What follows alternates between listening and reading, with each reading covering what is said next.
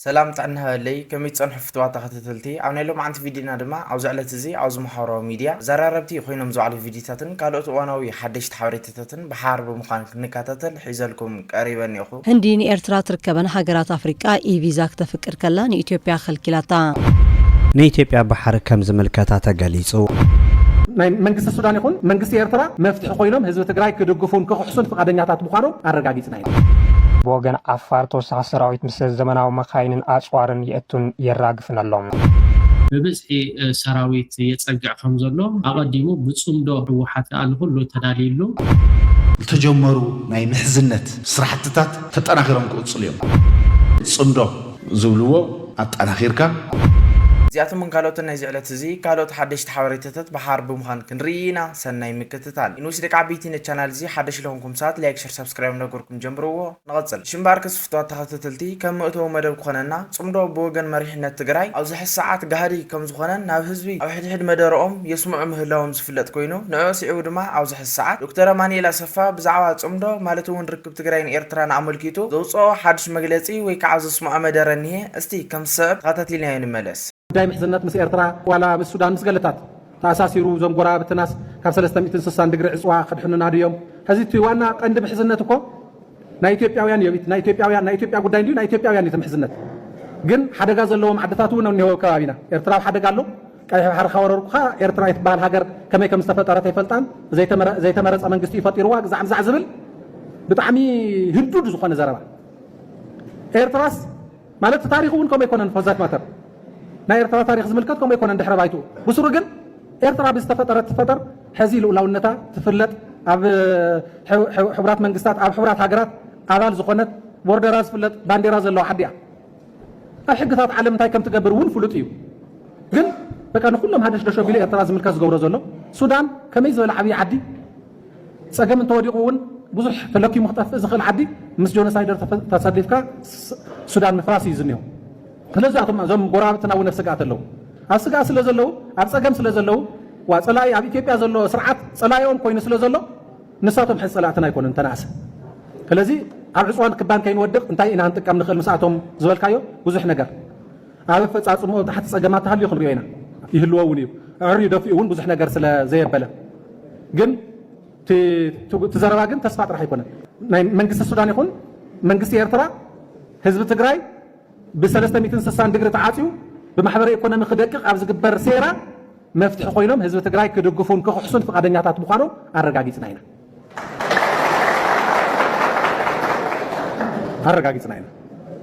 سوق إلى أقول تسفى أيقونن مالتي. يفتوى تخطتلتي إت فيديو نتخطتلكم يمثل نيرو كفتم مريح نتحوحات إتي حادث خوانا دكتور أماني الأسفة أو زح الساعة زعوه اللو كنت تقرأين إرترانن وتا السودان عمل كيتو زسمع مداره نتستخطتلكم يمثل نيرو مالتونا وزح الساعة بوغن إرترا يقوم بوغن سودان نتقرأين معصاوي كعن مخباب زعلمة نمعين الشرح خمزي لم وقرأس بعنصارو إرتران سودانن أو زح الساعة نتقرأي 360 ديجري خمزي يخبعان أقولنا خوينن كمزك ألسان قال كمزاتوا كفتم مرار حتى تحوحات اتحاد دكتور أماني الأسفة عند حبرنا صنحيو إذا قد يزرما اتبتعمز حقوس بسراتي خلوكم يفوتو على وزح الساعات عمونغو إيرتران تقرين كوتاس عمل لقرن أفريقيا زركوا أولاد صمدو زخنا هاجرات أو زح الساعات اتتصمدون اتي عمونغو انزلو ركوات عندات أنا خرقو يغطس لهم هلاون اتزوط زلو حواريتات عند حبرنا صنح من كلكم يفوتو استي أوز قد يزي حساوي كعري تلنا تولسات تهليكم أبوتاكم من تتقوم تلي بتحتنا يلاوكم شمباركس فتوات تهتتلتي كازو بمصالما أو زح الساعات إندي ኤርትራ ናይ ኤሌክትሮኒክስ ቪዛ ከም ዝሃበትን ከም ዝፈቀደትን ዝብል ዝወፃ ሓድሽ ሓበሬታ እንሄ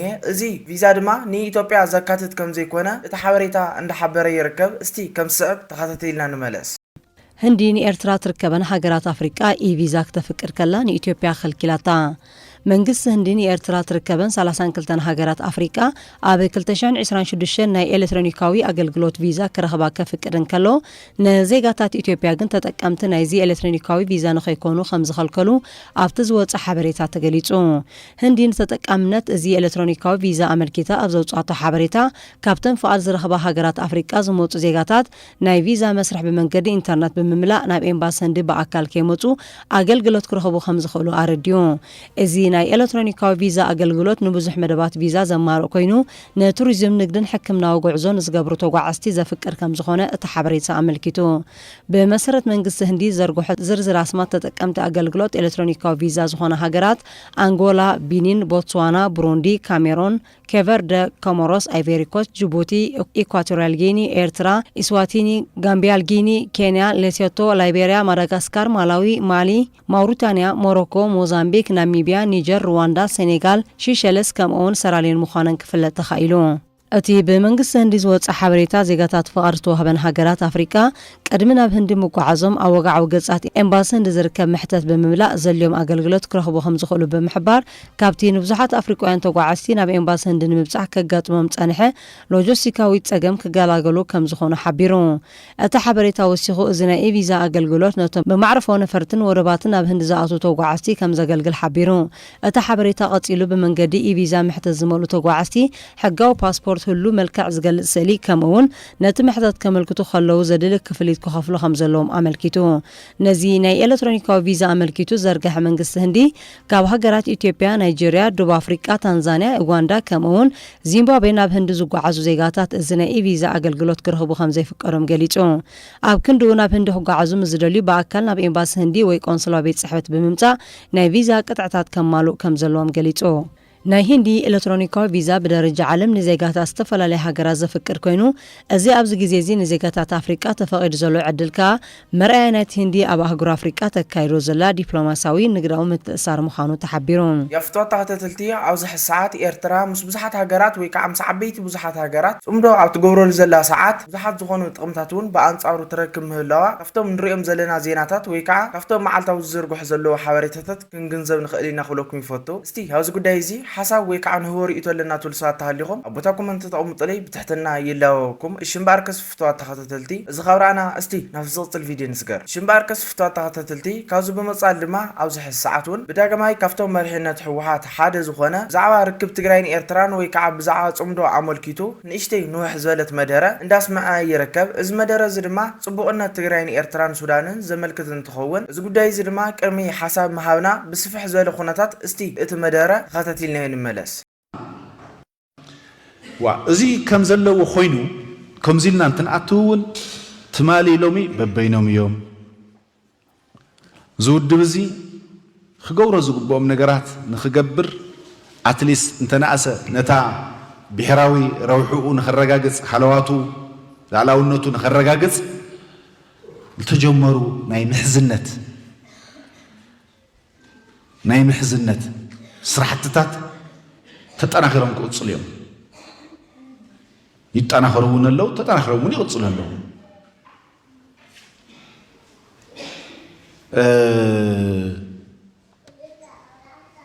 ياو هزن هزوي جمير وزن برا ناي مرخاب ناي حوار سرحتات مسرح زي ما ساسلو السو برخو وناي حوار تسأل أزلنا حيرنا نمكت نام بالون بصحي قليل يكون ايزي معات اجندات اللونا زي تودو بس منقسي افرا يكون بس نايفانو يكون زي تملسو حطتات اللو جن الصوب بقسنا بخيدي لا ترددنا لا فتحنا يوم كنكد خزن خلاتنا جن ناي حوار زغورنا اجنداتات جن اللونا ناي حوار اجندال سون نخل خلاتنا ناي حلوات قداي اجندا ناي اوانا طرحت يكون اما اخل عدون استفتر ويتفطر زلو غنصي قلولاو وقعت مودعتا زي ولو وق قليل يخوني لك خمتو نعنا جزع عصيو كقطقطنا زصعرمو عين بركخن لنا حمد لحسنا تلعلنا زوصنا يا اهم حرخم والله اقول لك فال اوروميا خم والله اب غامبيلا خم والله بيشانغول خم والله اقول لك فال عفار خم والله مولو عبدي ስለዚህ ባይናይ ሓባር ፀላእ ኣለና ኣብ ናይ ሓባር ፀላኢ ናይ ሓባር ስራሕ ክንሰርሖ ዝግበአና ነገር ስራሕቲ ክንሰርሕ ኢና ናይ ሓባር ፀገማትና ናይ ሓባር ለለውና ዘይተፈትሑ ኣጀንዳታትና ብኸይዲ ንፈትሖም ኣብዚ ዘለና ነገር ግን ብመሰረቱ መሊእና ክንከደለና ስለ ዝኾነ ናፍቲ ከምኡ ዝመሰለ ናይ ምብራኽ ስራሕ ንምስራሕ ዘኽእል ናይ ምሕዝነት በቲ ናይ ዘመን ቋንቋ ወይ በቲ ናይ ጎራውትና ዓዲ መፀውዒ ፅምዶ ዝብልዎ ኣጠናኺርካ ንብሔራዊ ረብሓና ይኹን ንላዕላውነትና ንምርግጋፅ ዝሕግዝ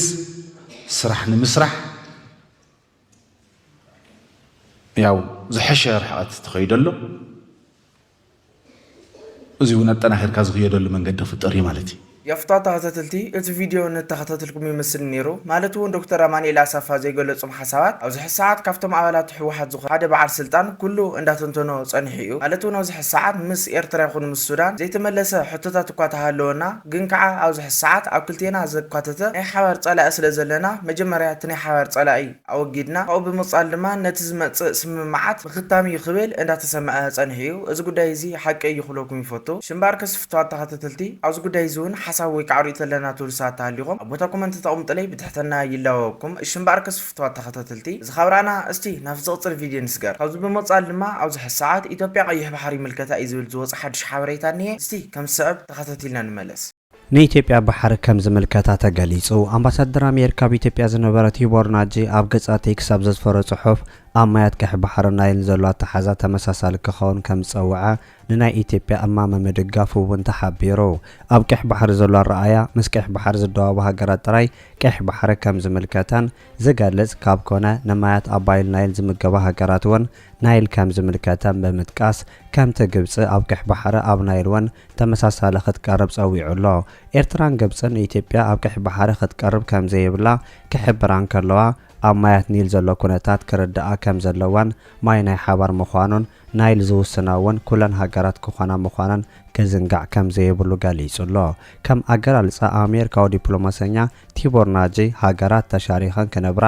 ማይ ናይ ሓባር ምዃኑ ክርዳኣ ዝመልከተ ኮይኑ ንኢትዮጵያ ካብ ማያት ቀሕ ባሕሪ ምጉናይ ካብ ጥቕሚ ጉዳኣቱ ከም ዝበዝሕ ገሊጹ يفتح تخطيتلتي ات فيديو نتخطيتلكم يمثل نيرو مالتو نوز قداي زي حساوي كعرو يتتهليكم ابوتا كومنت تقوم تلي بتحتنا يلاوكم الشمباركس فتوى تخطيتلتي زخبرانا استي نفس الفيديو نسجر كازو بمصال لما اوزح الساعات سراويت منغستو بالصقنا نابدو بتግራይን ኤርትራን ይጽጋዕ ምህላው ዝል ዝወጽ ሓድሽ ሓበሬታ ብትማልእ ዕለት አውዚ ማሕበራዊ ሚድያ ብሰፊሑ ውዛዕ ውዒልዩ ወይ ከዓ ኩረ ጸንሒኡ ክለኩም ይፈቱ ንዕሲኡ ድማ አውዝሕ الساعات ሶል ሚድያ ብዛዕዝ ጉዳይ እዚ እኹልን ተሪርን ዝኾነ መልሲ እንዳሃወሉ ይርከብ እስቲ ቅድሚ ናፍቲ ናይ ሶል ሚድያ ሓበሬታ መኻድና ግን መዘኻኸር ክኾነና እቲ ብትማልእ ዕለት ዝውዛዕ ነበረ ሓበሬታ ካታቲልናዮ ንመለስ ክለኩም ይፈቱ ንካታተል ብልጽግና ናብ ወሰና ወሰን ትግራይ ተወሳኺ ሰራዊት የጸግዕ ከም ዘሎ ተፈሊጡ እቲ ኣብ ወሰና ወሰን ትግራይ ኣምሓራን ኣፋርን ዝረአ ዘሎ ሓያል ወተሃደራዊ ምንቅስቓስ ኩናት ኣብ ዘይተርፈሉ ብርኪ ከም ዝበፅሐ ዘመላኽት እዩ ተባሂሉ ንትግራይ ኩሉ ነገር ከልኪሉ ጋዕገል ጦም ከይተረፈ ንትግራይ ብሰራዊት ከቢቡ ዝርከብ ስርዓት ብልጽግና ኣብዚ ሰሙን ሰፊሕ ምንቅስቓስ ሰራዊት የካየድ ከም ዘሎ ዝወፁ ሓበሬታታት የመልክቱ ካብቶም ቦታታት ዝወፁ ዘሎ ሓበሬታታት ከም ዘመልክትዎ ብወገን መንግስቲ ፌደራል ኣብ ኣንፈታት ራያ ቆቦም ሰቆጣ ከም እውን ብወገን ዓፋር ተወሳኺ ሰራዊት ምስ ዘመናዊ መካይንን ኣጽዋርን የእቱን የራግፍን ኣሎም ብተወሳኺ ሰብ ኣልቦ ነፈርቲ ድሮናት ኣብቲ ከባቢ ብተደጋጋሚ ሕንበባ ከም ዘለዋን ሓበሬታታት ናይ ምእካብን ምክትታልን ስራሕቲ የካይዳ ከም ዘለዋ መሰኻኽር ዓይኒ የረጋግጹ ኣብዚ ሰሙን ብሚድያታት ኣቢሉ ሰፊሕ ፕሮፓጋንዳ ኮይና ዝሰብኽ ዘሎ ብልጽግና ሕዚ ድማ እቲ ካብ ወርሒ ጥሪ ጀሚሩ ናብ ወሰን ትግራይ ዘጸጉዐ ሰራዊቱ ብፍላይ ኣብ ከባቢ ራያ ሓያል ወተሃደራዊ ምንቅስቓስ ይገብር ከም ዘሎን ሓደሽቲ ሰልጠንቲ ዝፀዓና ተሽከርከርቲ ከም ተወሳኺ ሓይሊ ናብቲ ቦታ ይኣትውን ከም ዘለዉ ተገሊጾሎም ኣብ ወሰና ወሰን ትግራይ ማለት እውን ኣብ ቆቦን ሰቆጣን ከም እውን ኣብ ዓላ ብስፍሓት ድፍዓት ይዳለዉ ከም ዘለዉ እውን ፍልፍላት ኣረጋጊጾም ከም እውን ሰራዊት ትግራይ ምንቅስቓሳት ይገብር ከም ዘሎ ዝሕብሩ እቶም ፍልፍላት እዚ ብክልቲኡ ወገን ዘካይድ ዘሎ ልዑል ወተሃደራዊ ምድላዋት እቲ ፖለቲካዊ ወጥሪ ናብ ግብራዊ ናይ መሬት ኩናት ናይ ምቕያር ተኽእሎ ኣዝዩ ዘስግእ ምዃኑ ዘመላኽት እዩ ብምባል እናገለጹ ይርከቡ እቲ ስርዓት ምስ ትግራይ ኣብ ዘዋስን ክልል ኣምሓራ ዓፋር ከምኡውን ኣብ ውሽጢ ትግራይ ኣብ ጸለምትን ምዕራብን ማዕለያ ዘይብሉ ሰራዊት ካብ ወርሒ ጥሪ 2018 ዓ.ም ጀሚሩ ምእታው ዝዝከር እዩ። ካብዚ ብተወሳኺ ኣብ ዓፋር ሰቆጣን ጸለምትን ዝርከብን ባዕሉ ሓይሊ ሰላም እናበለ ዝጽውዕ ዕጡቕ ሓይሊ ትግራይን ፍሉይ ሓይሊ ዓፋርን ኣምሓራን ከምኡውን ንትግራይ ንምዝራግ ዘዕጠቖም ዋርድያ ተከዘ፣ ዋርድያ ራያን፣ ዋርድያ ሕጉም ብርዳን ምስ ሰራዊት ምክልኻል ሃገር ኮይኖም ንኽዋግኡ መምርሒ ከም ዝወረደሎምን ተሰሊፎም ከም ዝርከቡ እናተገለጸ ይርከብ። ንዝሓለፉ ልዕሊ 3 ዓመታት ዝፈረመ ውዕል ፕሪቶርያ ብምጥሓስ ዕጡቓት ከሰልጥንን ንባዕሉ ከዳሉን ዝጸንሐ ስርዓት ብልጽግና ሕዚ ናይ መወዳእታ ምዕራፍ ዝበጽሐ ዘምስል ምንቅስቓሳት የርእሎም። ኣብዚ ሰሙን ዘበት ንብሔራዊ ብርሰት ብዝብል መሪሕ ቃል ንዝተፈላለዩ ክፋላት ሕብረተሰብ ክእክብ ዝቐነየ ህወሓት እውን ህልውና ህዝቢ ትግራይ ዝረጋገጽ ኣብ መቃብር ጆኖሳይዳዊ ስርዓት ብልጽግና እዩ ብምባል ንኹሉ ነገር ምድላዋቱ ምዝዛሙ እናገለጸ ቀኒ እዩ። እዚ ዳግም ክውላዕ ዝኽእል ኩናት ኣብ ትግራይ ጥራሕ ዘይሕጸርን ንኢትዮጵያ ኢሉ እውን ምብራቕ ኣፍሪካ ዝዘርግን ብዙሓት ኣካላት ዝዋሰሉን ክኸውን ከም ዝኽእል ስጋኣቶም ብምግላጽ ብኣግኡ ንክግታእ ብዙሓት ኣካላት ጻውዒት የቕርበሎም። ፍትዋት ተኸታተልቲ እቲ ሓበሬታ ነቲ ዝተኸታተልኩም ይመስል ነይሩ። ተሪር ግብረ መልሲ ሶልሚዳ ከዓ ከም ዝስዕብ ተኸታቲልና ንመለስ። ሓራይ ከምዚ ኣብ ኣርእስቲ እትሪእዎ ዘለኹም ስርዓት ብልጽግና ድሕዞሉ ጭቡጦን ጠፊእዎ ሻዕብያ ይዕጥቖም ኣሎ፣ ሻዕብያ የዋፍሮም ኣሎ ገለ ካብ ምባል ሓሊፉ ሕጂ ኸ ብብዝሒ ሰራዊት ናይ ብልጽግና ናብ ከባቢ ትግራይ ናብ ከባቢ ቆቦ ብብዝሒ ሰራዊቱ የጸግዕ ከም ዘሎ እዚ ከዓ ምስቲ ላዕለዎት ሰበስልጣናት ናይ ህወሓት ኣብ ዝተፈላለዩ ማሕበራዊ ሚድያ ክገልጽዎ ጸኒሖምን ኣለዉ። ስርዓት ብልጽግና ዓቕሚ ሲኢኑ ወይ ከዓ እቲ ናይ ጽምዶ ኣቐዲሙ መኸርደኒ ወይ ከዓ ምዕገት ስለዝተገብረሉ ደኣ እምበር ሓልዮት ኣብ ልዕሊ ህዝቢ ትግራይ ይኹን ኣብ ልዕሊ ህዝቢ ኤርትራ የብሉን። ሎሚ ዝወፅእ ሓበሬታ እቲ ፅፁይ ሓበሬታ ብወገን ቆቦ ብብዝሒ ሰራዊት የጸግዕ ከም ዘሎ ህወሓት ከዓ ንኩሉ ተዳልዩሉ ነቲ ክመጽእ ዝኽእል ውሒድ ወይ ከዓ ነቲ ክመጽእ ወይ ከዓ ክገብሮ ዝሓስብ ስርዓት ብልጽግና ኣቐዲሙ ብጽምዶ ሴርዎ ከም ዘሎ ግን እቲ ንኣዲስ ኣበባ ገስጋስ ክገብር ወይ ከዓ ውጥን ተወጢኑ ዘሎ ኣቐዲምካ ከመይ ጌርካ ንዑ ንምዕጋት ዝብል ይኸውን ዝኽእል። ኣብ ዝሓለፈ እዋን መንጀሪኖ ፍትለወርቂ ካብቶም ኣመራርሓ ናይ ህወሓት እቲ ኩናት ክጅመር እንድሕር ደኣ ኮይኑ ኣብ ከባቢ ኣዲስ ኣበባ ናይ ፋኖ ናይ ኦነግ ኣለዉ ንስኣቶም ብምትሕብባር በይንና ይኮንና ነቲ ጉዕዞ ክንከዶ ክሳብ ኣዲስ ኣበባ እንታይ ደኣ ዝተሓባበሩና ሓይልታት ከም ዘለዉ ኣብ ምርድዳእ ከም ዝወፅሑ እቲ ዜና ዝሕብር ነቲ ዜና ዳይቨርት ንምግባር ወይ ከዓ ብሓሶት መልክዕ ንኸትሕዝዎ እቲ ሓቂ መታ ንኸይወፅእ ቅድሚ ሕጂ ፎቶ ተዘርጊሑ ዝነበረ ኣብ ናይ 2021 ኣብቲ ኩናት ኣብ ዝነበረሉ ግዜ እዚኣ ከም በዓል ደሴ ኣሸናፊ ካብቶም ዕሱባት ባንዳ ናይ ትግራይ ናይ በዓል ጌታቸው ረዳ ናይ በዓል ጻድቃን ልኡኽ ኮይኑ ማለት እዩ እዞም ትሪእዎም ዘለኹም ኣውቶቡስ ተጻዒኖም ዘለዉ ሰራዊት ናይ 2020 ናይ ሕጂ ይኮነን ኩላኻ ትግራዋይ ኣብዚ ክትነቕሓሉ ኣለካ። ንሕና ካብቲ ማሕበራዊ ሚድያ ኢድን ጓንትን ኮይና ክንተሓጋገዝ ኢና ኣባላት ጽምዶ ክሳብ ዝኾንና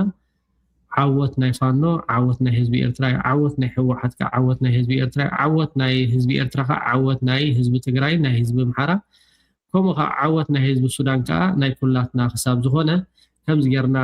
ሓሳባት ክንለዋወጥ እቲ ዘሎ ሓበሬታ ከዓ ንሕና ካብ ውሽጢ ትግራይ ብእንረኽቦ ሓበሬታ እዚ ጌጋ ሓበሬታ ምዃኑ ዋላ ናቕፋ ፕረስ እውን ዘርጊሕዎ ኣሎ። እዚ ናይ ቅድሚ ሕጂ ዝነበረ ስእልታት እዩ ግን ኣብ ባይታ ኣብ ተግባር ግን ስርዓት ብልጽግና ካብ ፍርሒ ዝተበገሰ ዳርጋ እቲ ብወገን ኦሮሚያ ኣሰሊፍዎ ዝጸንሐ ብብዝሒ ሰራዊት ናብ ሰሜን ናብ